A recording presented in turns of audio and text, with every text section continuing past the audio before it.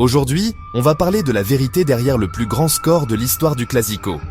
À l'époque de Franco, la rivalité entre le Real Madrid et le Barça atteint son sommet, surtout en 1943, lors de la demi-finale de la Coupe du Roi.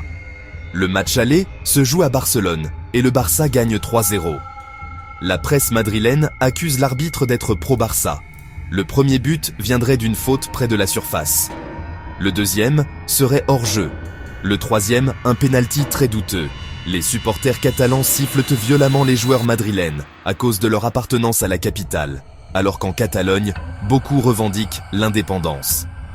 Pour le match retour, la tension explose.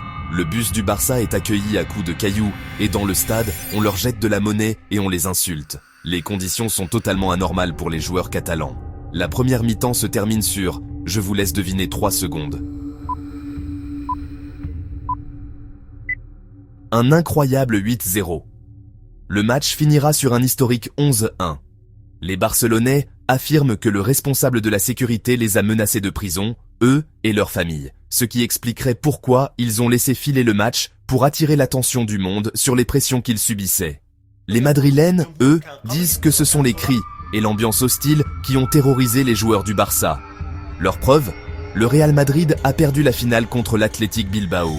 Selon eux, si Franco ou son armée avaient vraiment manipulé le match, pourquoi n'aurait-il pas aussi aidé Madrid en finale? Surtout que le Pays Basque, comme la Catalogne, réclamait lui aussi l'indépendance. La presse mondiale, plus neutre, reconnaît qu'il y a bien eu une forte pression sur les joueurs du Barça, mais les histoires d'intervention de l'armée de Franco ou d'agression physique directe seraient fausses. Dites-moi ce que vous en pensez dans les commentaires.